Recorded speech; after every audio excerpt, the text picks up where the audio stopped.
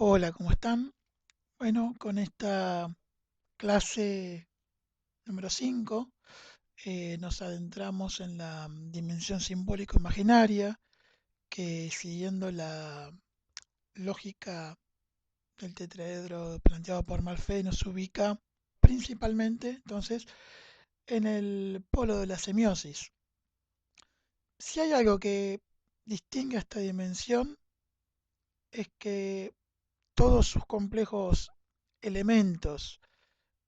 entrelazados tanto en los polos como de sus subsistemas, pugnan por obtener algo, y es sentido. Esto es un aspecto que no debe olvidarse, y es importante retenerlo a lo largo del desarrollo de todas las perspectivas que vamos a ir abordando sobre las representaciones e imaginarios sociales. Entonces, porque vamos a ver que este sentido es algo que o se busca obtener o se intenta recuperar o se intenta conservar. Veremos también como más claramente los aspectos ligados a la dimensión política, digamos, ¿no? A la dimensión del poder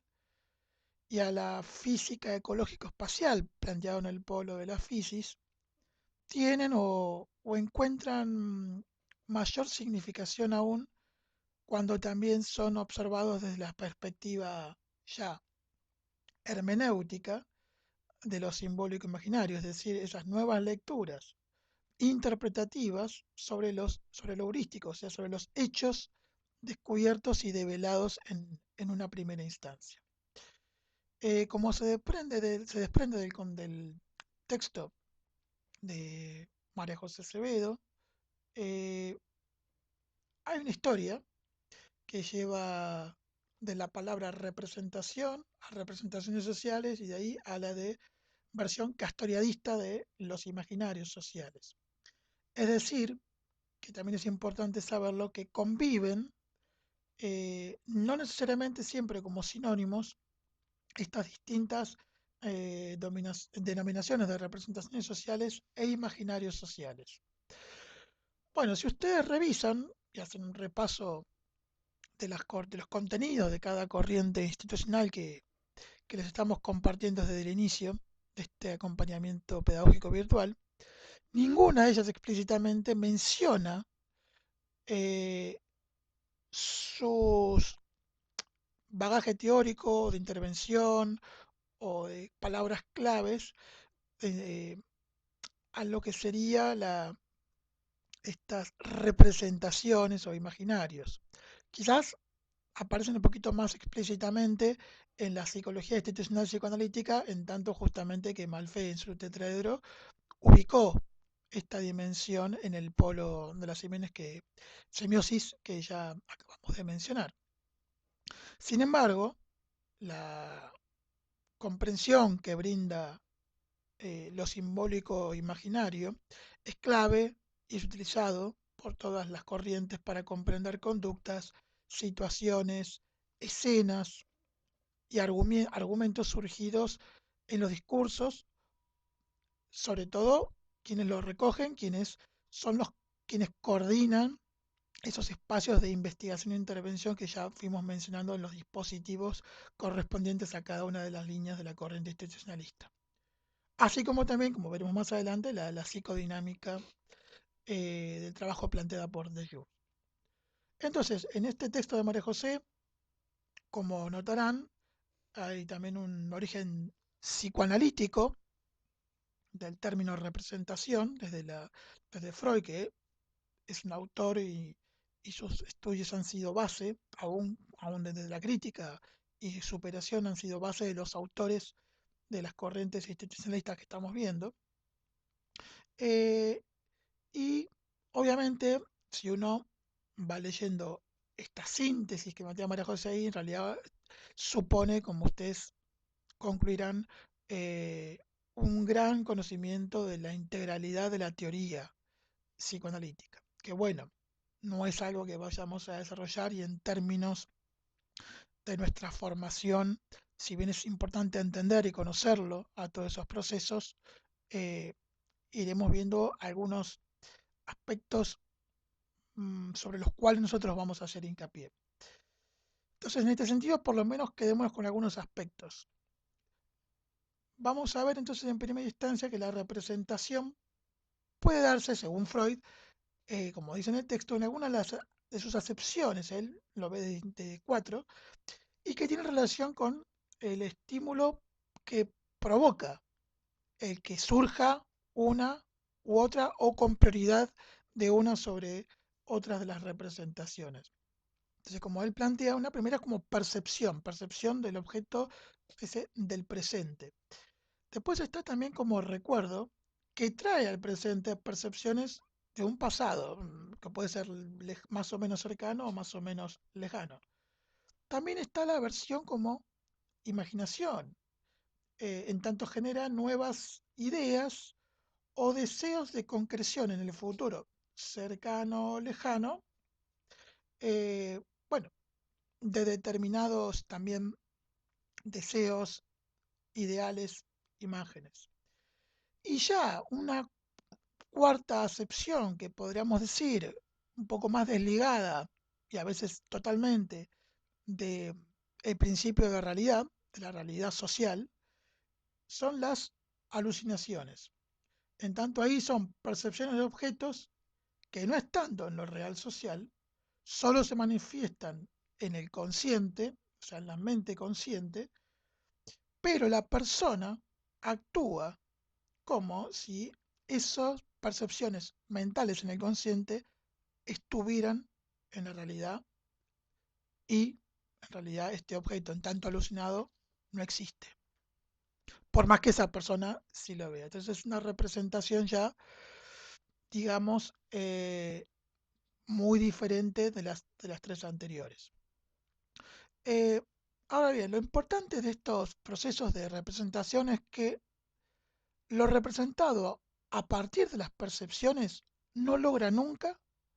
que esa representación refleje el objeto externo tal cual es, o sea, el objeto percibido. En este sentido, no es que esto signifique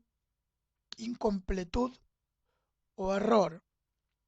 eh, sino que, que los elementos del presente, pasado y futuro adheridos a él a partir, como les decía, de la priorización de algunas de las percepciones, en particular a partir de los estímulos provocados por la realidad, lo convierten en un objeto significativamente diferente al original, en tanto deseos, fantasías, frustraciones, afectos, represiones, censuras, ahora también envuelven a ese objeto. Quiere decir que se hace imposible que la representación no termine reflejando también las situaciones por las que pasa quien las está percibiendo. Eso por un lado en cuanto a estado anímico y su historia. Y también tiene mucho que ver con el estatuto de cómo se han constituido las fantasías. En este sentido, eh, en tanto, y ahí lo ven ustedes en el texto, cómo es que surgen las fantasías, en tanto objeto perdido, se hace siempre imposible recuperar el objeto original porque ya no existe como tal, y sino siempre que se van encontrando sustitutos. Es en ese sentido también que la representación nunca accede al reflejo total del objeto observado, porque ella ya forma parte de la forma que la estructuración psíquica tiene para observar y registrar la realidad. Más allá de la cuota creativa que ponen las representaciones que después, más adelante lo vamos a ver. Ahora bien, asimismo se complejiza más aún el cuadro cuando Freud da cuenta de que la existencia de fantasías en tanto sinónimo de imaginación, como ya decíamos, el texto explica desde el complejo poco de Edipo y la relación del bebé con el pecho materno en la función nutricia, cómo surgen las fantasías y lo que simboliza el bebé al no estar la posibilidad de satisfacción permanente del deseo de comida. Entonces retomo, como este sinónimo de representación como imaginación, de la fantasía como imaginación, perdón, poseen las características de contener resabios de fantasías provenientes de al menos 7 generaciones en la especie. Esto es clave porque da cuenta de lo que se llaman las protofantasías, aquello que alguna vez tuvo estatuto de realidad objetiva en una historia y que ya forman parte de la especie filogenéticamente. Esto viene a cuento además que Freud, toda en su primera etapa, él fue médico y siempre muy interesado y investigando sobre el tema del comportamiento celular y genético. Y en toda su primera etapa hay una gran vinculación de lo biológico en relación a las formas en que la mente y el cuerpo tienen de procesar la vida psíquica y social. Entonces, estas protofantasías provendrían además de estos resabios que generacionalmente la especie humana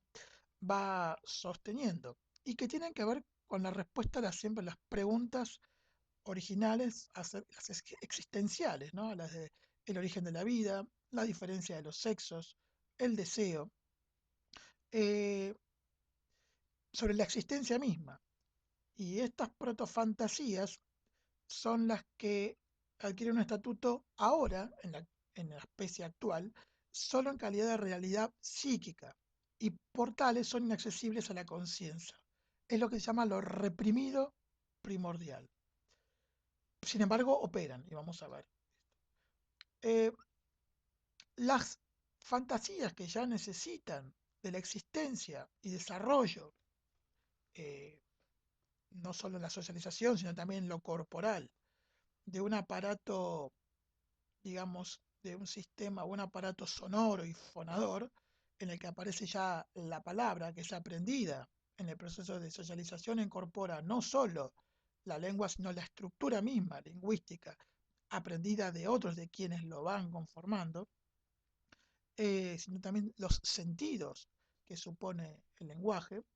son los que llaman las fantasías propiamente dichas, que se suceden, como decíamos, en el proceso de socialización, en el que se estructura justamente el aparato psíquico paralelamente. Y por ende también las leyes del aparato psíquico. Y acá tendríamos que volver a las instancias. Cuando uno habla de aparato psíquico, tiene que ver con las instancias del yo, el ello, super yo, ideal de yo ideal, lo que tiene que ver también con la trayectoria y salida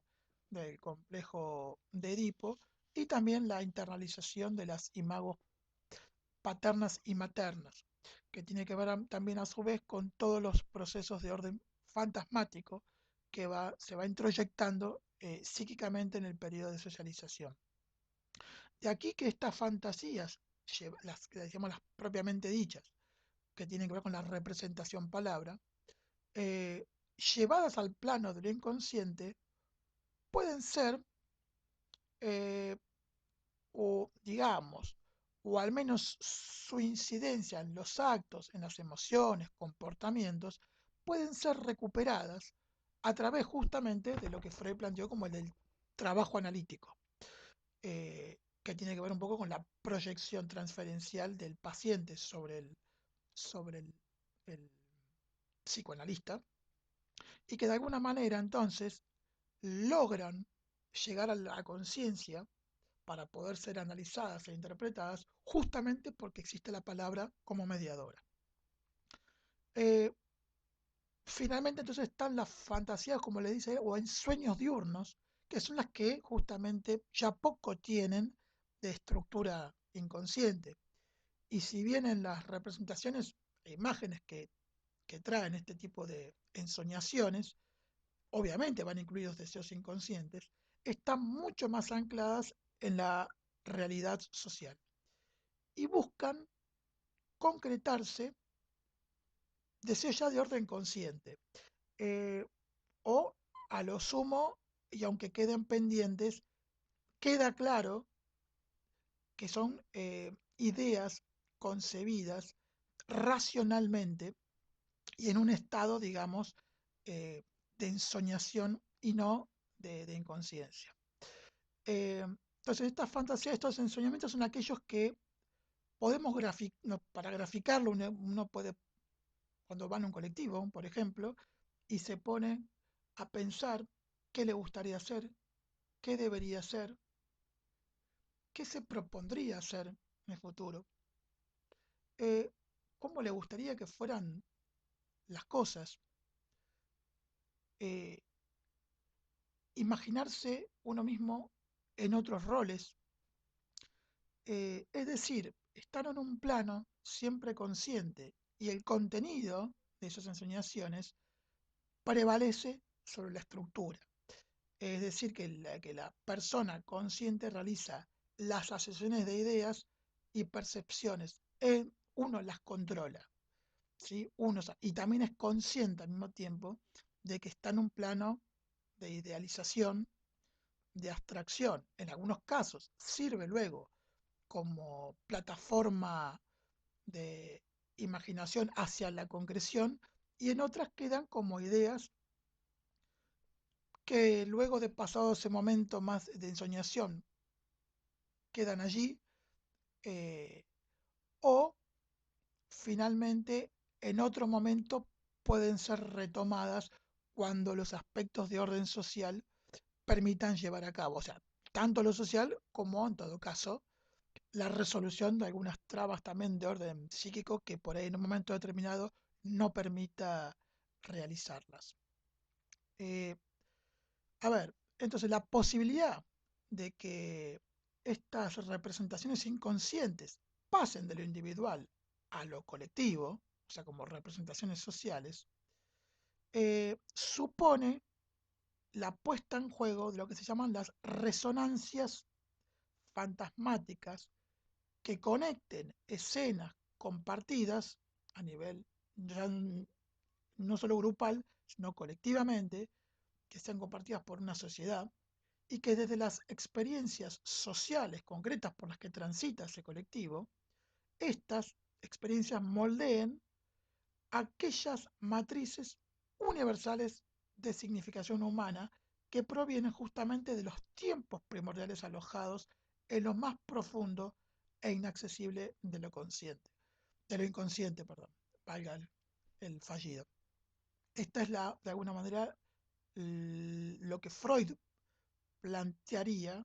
en tanto representaciones de orden individual adquieran el estatus también de representaciones de orden social. En este sentido, René Caes, también un psicoanalista y de gran raigambre freudiana y de un trabajo formidable también en relación con las instituciones, viene entonces a reafirmar eh, un carácter que podemos decir de doble vertiente, eh, consciente e inconsciente de las representaciones, porque él lo plantea como que estas representaciones se nutren de aspectos inconscientes internos que son proyectados eh, en los objetos exteriores. Ahí los objetos pueden ser del mundo, personas, vínculos, como bien dice el texto. Eh, en tanto, ese principio del placer el que rige el funcionamiento del aparato psíquico, y siempre nos referimos a un aparato psíquico inconsciente, todo aquello que le resulta intolerable, o sea, que aparte le impide eh, mm, acceder y concretar el principio del placer, vuelvo retomo, entonces, todo lo que la conciencia le resulte intolerable, sean emociones, deseos o temores, son colocados y asignados a objetos de la realidad externa, en lo cotidiano. Ahora bien, esa realidad ahora percibida, en tanto ya conjunto cultural, aparece a cada autor de esa representación como un estado independiente de esa proyección inicial. ¿Qué quiero decir con esto? Que ese mecanismo inconsciente, psíquico, de proyección en el exterior de aspectos intolerables a la psiquis de lo interior, para cumplir y satisfacer el principio de placer, no hay justamente conciencia de ese movimiento, por lo cual la representación retoma lo que está en el exterior como producto específicamente externo. Además, las representaciones son como una especie de flujo, no es que es una representación y vuelve, es un conjunto además de representaciones permanentes de la vida cotidiana, por lo cual, en la medida que los contenidos de las representaciones incluyen entonces la reintegración interna, o sea, la reintegración interna de lo proyectado al exterior, entonces las representaciones sociales devienen en un producto, como decimos acá, de la realidad interna y externa, con aspectos del orden de lo inconsciente y de lo consciente, mediante mecanismos de proyección e introyección. La perspectiva de Serge Moscovici, eh, digamos, como planteo acá en el PowerPoint, podríamos decirla que es más utilitaria, si se quiere, y aparte se asemeja su explicación a, lo podemos representar justamente como una escena de obra teatral en la que se actúa. Una persona se pone en lugar de, comparte artísticamente el discurso dicho por otro, pero a través de su persona actuada comunica algo de manera de metáforas, imágenes, discursos, eh, música, poesía, etcétera. Como decimos, Moscovici, que tiene una definición muy accesible, la pueden obviamente revisar en la, en la bibliografía, rescata su utilidad funcional en el mundo. O sea, en tanto las representaciones son formas de conocimiento práctico, es decir, esquemas de interpretación que permiten a cada uno, a cada individuo de cada sociedad y el conjunto en sí, explicar lo conocido, explicarlo a otros, explicarse y también hacer más familiar lo desconocido, justamente para no sucumbir al terror. En este sentido, pasa mucho esto con lo diverso. Muchas veces en primera instancia las representaciones intentan llevar eso que impacta, que es desconocido, hacia imágenes, hacia definiciones, conceptos, prácticas que ya han sido internalizadas y son una práctica permanente. En esta primera línea, luego vendrá la posibilidad de incorporar esos nuevos sentidos, pero en esta primera instancia las representaciones también cumplen una función de equilibrio psíquico, con el fin de justamente evitar crisis, la crisis como crisis de sentido, frente a lo diferente, frente a lo desconocido, frente al otro antropológico, podríamos decir. Ahora bien, Moscovici también rescata, al igual que finalmente en el resto de las definiciones, estas que vimos y la que vamos a ver sobre Castoriadis, que las representaciones entonces, frente a cierta crítica de algunos autores, estas representaciones están lejos de ser meros actos reproductivos de lo instituido, sino que las mismas conllevan siempre una dosis de nuevas interpretaciones que incorporan sus autores, justamente porque tiene que ver además con los procesos de socialización. El hecho de que haya representaciones compartidas no implica que también los aspectos de orden subjetivo lleven a que cada uno resignifique en parte y genere nuevos sentidos a, a estas representaciones, lo que al mismo tiempo da cuenta entonces de la impronta creativa surgida de alguna manera, podríamos decir, de aquel aspecto de la en tanto imaginación que planteaba Freud respecto a las fantasías, y que se plasma entonces en innovaciones, en lo real cotidiano. Bueno, cerramos esta primera parte para luego seguir, ahora a continuación, con ya la perspectiva casteradista sobre ya los imaginarios sociales. Nos vemos en un ratito.